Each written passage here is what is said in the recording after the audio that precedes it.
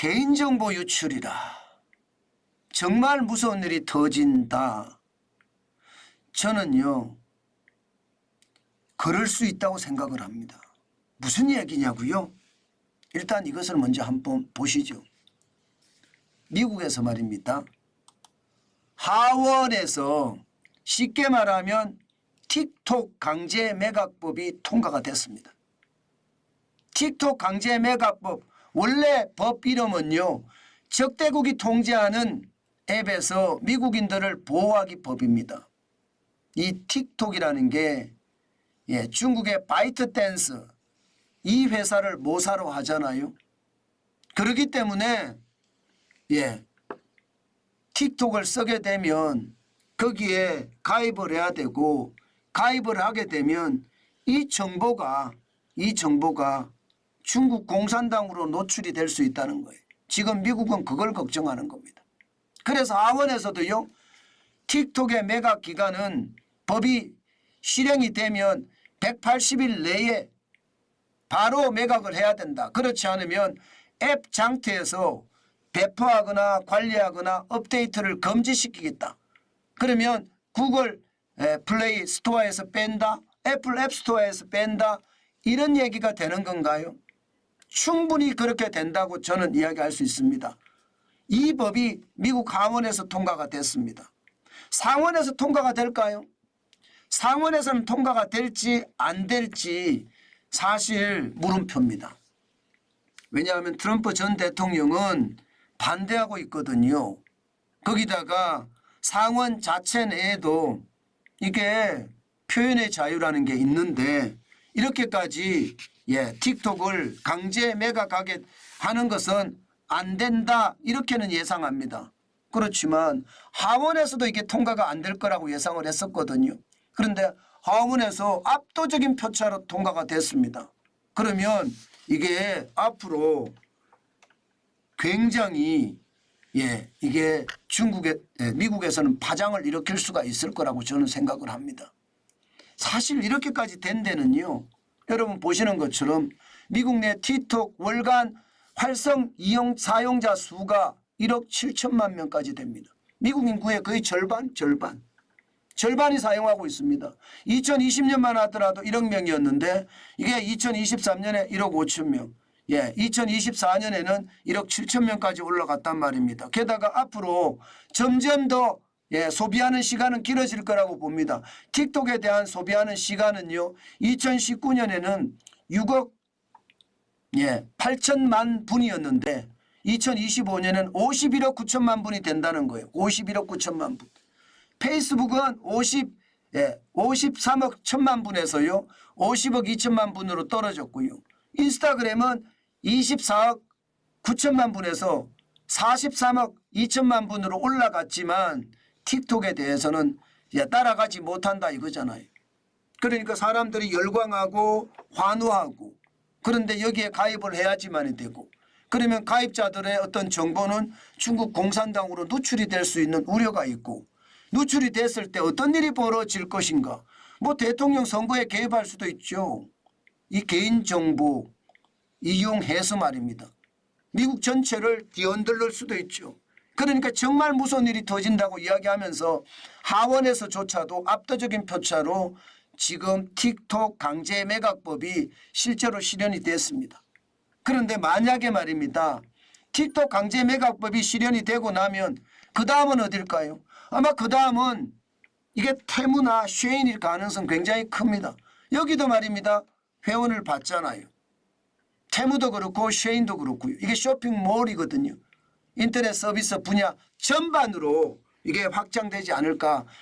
지금 현재 시장에서는 그렇게 예상을 합니다. 그만큼 미국과 중국의 충돌은 이제 첨예하게 모든 분야로 확대된다는 뜻입니다.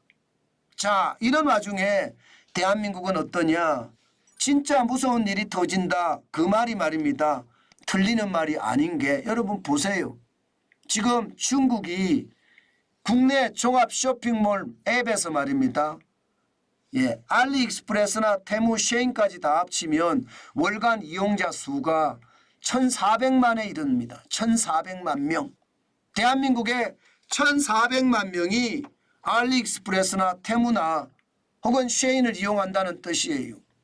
그러면 알리익스프레스나 테무나 쉐인에서는 개인정보를 다 가지고 있는 거잖아요.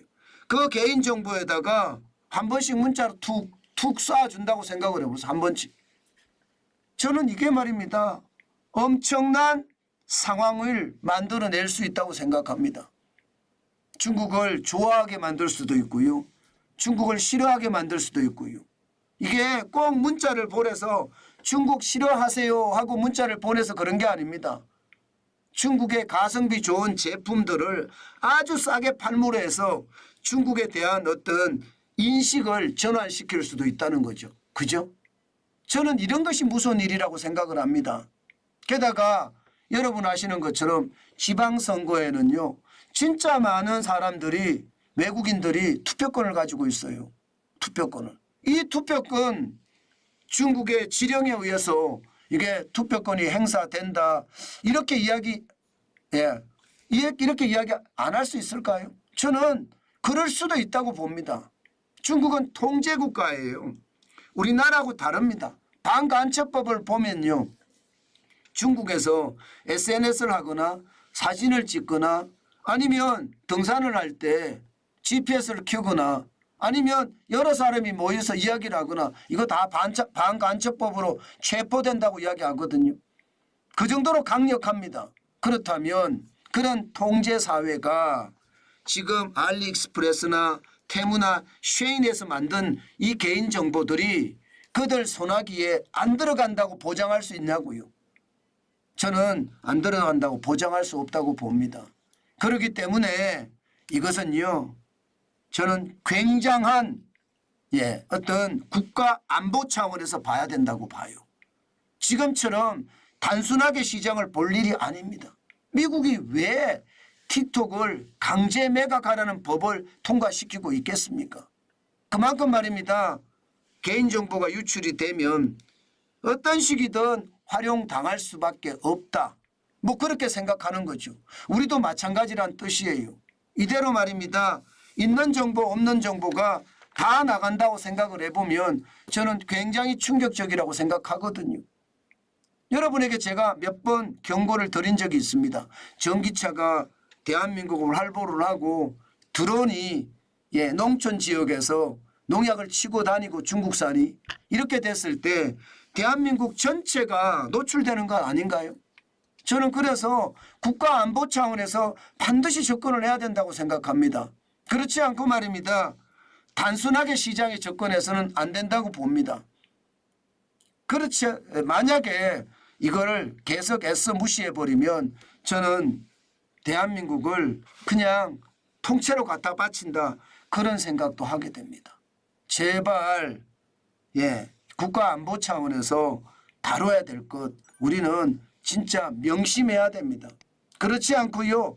국가 안보 차원에서 다루지 않고 이게 뭐야 그냥 아주 간단하게 치부해버리면 저는 그 치부가 결국 대한민국의 위기를 부를 수도 있다. 저는 그런 생각합니다. 반드시 말입니다. 아주 심각하게 대응을 해야 돼요.